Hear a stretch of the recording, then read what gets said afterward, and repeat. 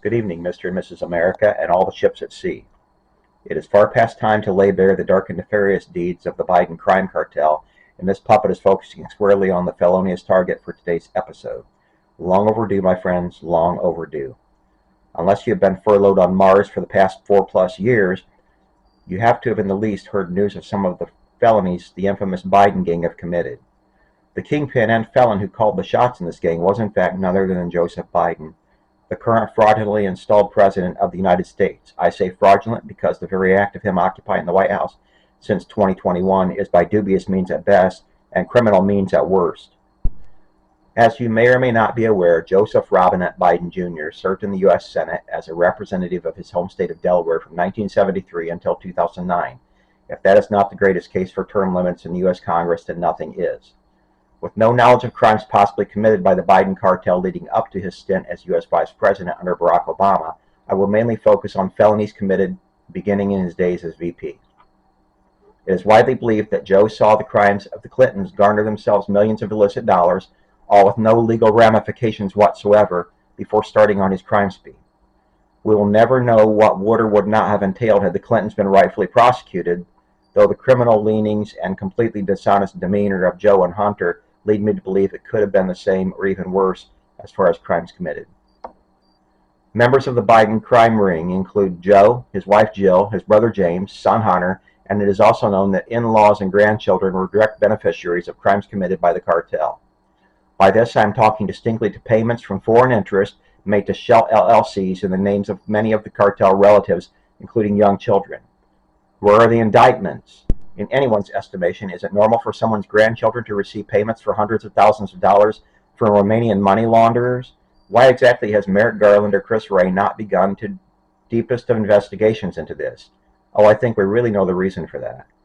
The beginnings, as far as I am aware, of the current round of felonies by the Biden cartel began when the liar-in-chief was vice president under Barack Obama. Yes, the year Obama made felon Joe the chief diplomat in foreign nations wishing to receive U.S. funding was the year it all began to head south.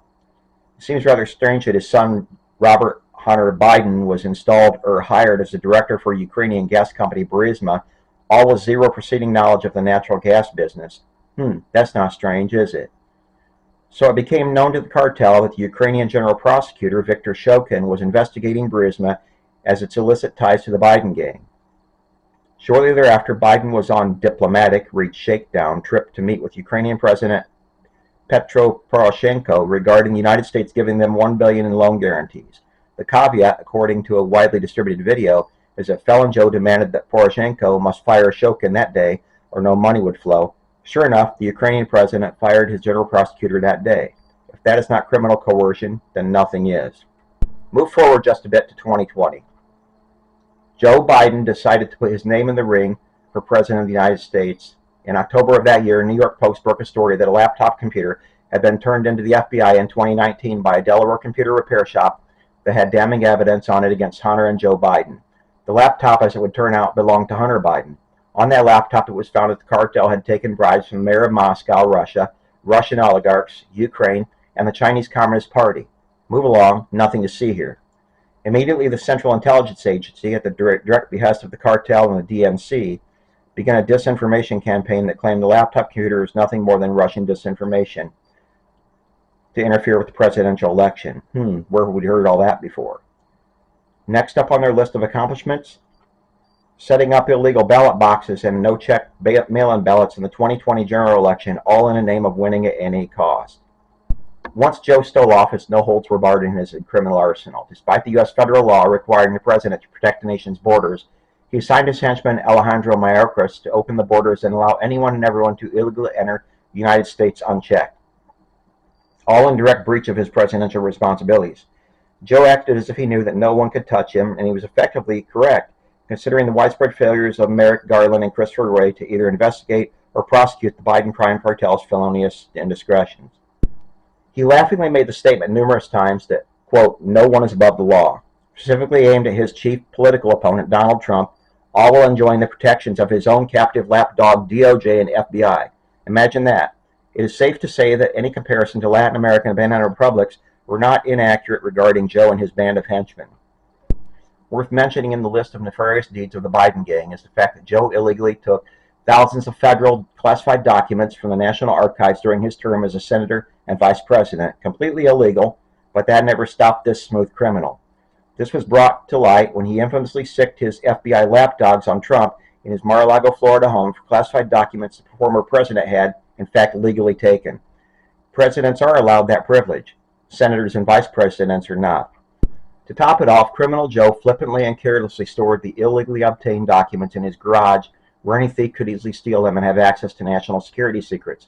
Also of note is the fact that he stored large quantities of classified U.S. documents at the Biden Penn Center at the University of Pennsylvania, an organization heavily funded by the Chinese Communist Party. Considering the fact that Joe, Hunter, and other cartel members took large bribes from the Chinese Communist Party, this becomes even more alarming. Oh, never mind, remember, quote, no one is above the law, LOL. Then we have the Banana Republic tactic of lawfare used by the cartel against Donald Trump. Biden saw fit to direct lapdogs Garland and Ray to instruct local prosecutors in heavily Democratic districts to file frivolous and ungrounded prosecutions against his chief political rival. Hugo Chavez should have been taking notes here. One in particular, Alvin Bragg, the prosecuting attorney from New York City, received direct assistance from the rogue DOJ by having former DOJ agent Matthew Colangelo join Bragg's staff specifically for the purpose of winning conviction against the former president, no matter the cost.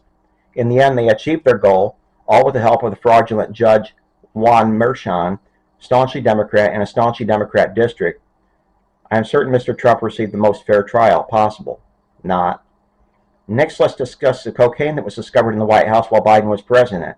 Despite the Secret Service supposedly investigating it, the same Secret Service that just recently sat idly by and watched Donald Trump almost get killed, no indictments were ever brought. In fact, they made the claim that no surveillance video was available to indicate who put the cocaine in the White House. Are you kidding me? There are surveillance cameras throughout the White House. Nothing strange about that, is there? Onward to Made member Hunter. Despite his fronting myriad shell LLC companies for nothing more than the sole purpose of laundering bribes from foreign sources and having fraudulently sat on the board of multinational energy corporations, all because of his last name only, basically nothing has been prosecutorially done to this treasonous felon. Recently he was symbolically slapped with a conviction for illegally buying a firearm, but the conviction is yet to come and will most likely be a wrist slap like probation when all is said and done. Here is something that seriously needs to be looked at when it comes to this criminal syndicate: the issue of tax evasion.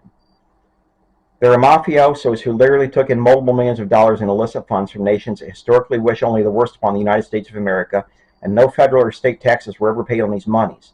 Now think on that for a minute. Remember Wesley Snipes, the actor in many movies in the 1990s?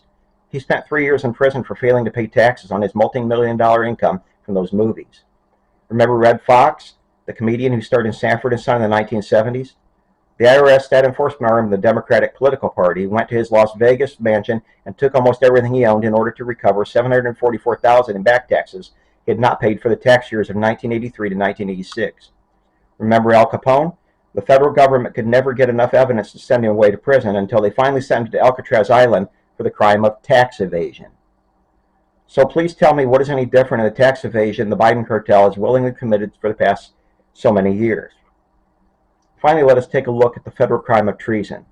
Per the United States Constitution, treason against the United States shall consist only in levying war against them or in adhering to their enemies, giving them aid and comfort. No person shall be convicted of treason unless on the testimony of 2 witnesses to the same overt act or on confession in open court. Did you hear that part about them aid and comfort? Did the Biden cartel do so in their taking payments from Russia, Ukraine, or China? I think that in the least it needs to be thoroughly investigated. Good night and sleep well.